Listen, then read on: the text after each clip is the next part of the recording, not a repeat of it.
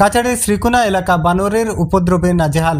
বিস্তারিত প্রতিবেদনে যাওয়ার আগে জানা ভালো, বানর সহ বিভিন্ন বন্যপ্রাণীর উপদ্রবের কারণ কাছাড়ের বিভিন্ন পাহাড় তথা বনাঞ্চলে অবাধ বৃক্ষনিধন ও বন ধ্বংসের ফলে বন্যপ্রাণীরা বনাঞ্চল থেকে বের হয়ে সমতল গ্রামীণ এলাকায় আশ্রয় নিচ্ছে।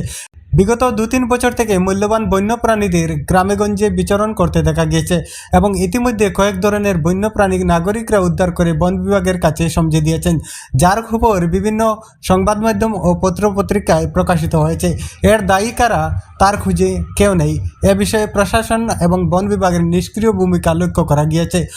বড়াইল, ভুবন, রেংটি ইত্যাদি পাহাড় ও বনাঞ্চলে অবাধ বৃক্ষনিধন চলছে গোপনে, যার দরুন বন্যপ্রাণীরা খাবারের খোঁজে বনাঞ্চল থেকে বেরিয়ে আশ্রয় নিচ্ছে কাছাড়ের গ্রাম শহরে, যার দরুন কিছু কিছু স্থানে বন্যপ্রাণীদের উপদ্রব লক্ষ্য করা গিয়েছে।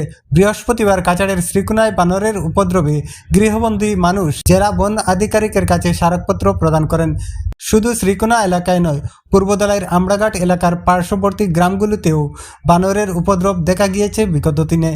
এবার শ্রীকোনা এলাকায় বানরের উপদ্রবের দরুন বিহিত ব্যবস্থা নিতে কাছাড়ের বন বিভাগের কাছে স্মারকপত্র প্রদান করে শ্রীকোনা বিবেকানন্দ ক্লাব ও এলাকার নাগরিকরা।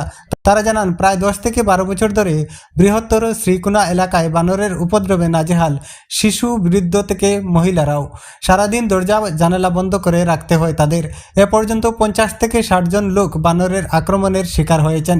ছাত্রছাত্রীরা স্কুল যেতে পারছে না, মানুষ আতঙ্কে দিন কাটাচ্ছেন, ব্যবসায়ীরা দোকানদারি করতে পারছে না।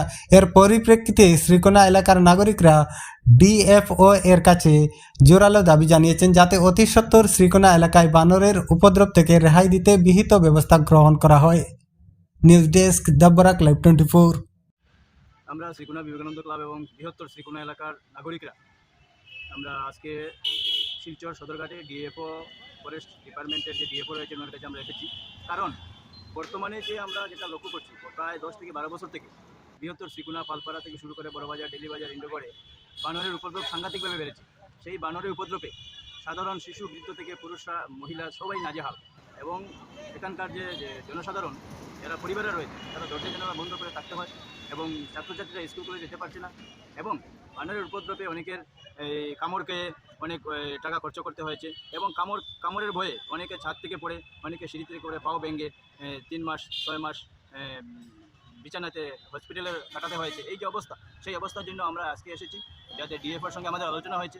আমরা বৃহত্তর শ্রীকোনা এলাকার নাগরিকের পক্ষ থেকে আমরা দাবি করেছি যে অতি সত্বর এটার বিহিত ব্যবস্থা নেওয়ার জন্য, এবং উনিও আমাদেরকে আশ্বাস দিয়েছেন যে বিভিন্ন এনজিও তথা বিভিন্ন ইয়ের মাধ্যমে উনি চেষ্টা করবেন। এবং আমরা আবারও এই বৃহত্তর জনসাধারণের পক্ষ থেকে ডিএফের কাছে অতি সত্বর দাবি করছি যে অতি সত্বর এর একটা বিহিত ব্যবস্থা নেওয়ার জন্য। এবং পাশাপাশি আমরা যে বৃহত্তর শ্রীকোনা এলাকার যে জনপ্রতিনিধিরা রয়েছেন তাদের একটা দায়িত্ব রয়েছে। আমরা জনপ্রতিনিধির কাছেও দাবি করছি বৃহত্তর নাগরিকদের পক্ষ থেকে যে ওনারাও যাতে এগিয়ে এসে এটার কীভাবে বিহিত ব্যবস্থা করা যায় তার জন্য একটা বিহিত ব্যবস্থার জন্য তারা এগিয়ে আসা। এইটুকু আমরা আসলে আগামী দিনে এই ব্যবস্থা নিলে আমরা আগামী দিনে আরও বিভিন্ন ধরনের আন্দোলন নিতে আমরা বাধ্য থাকব।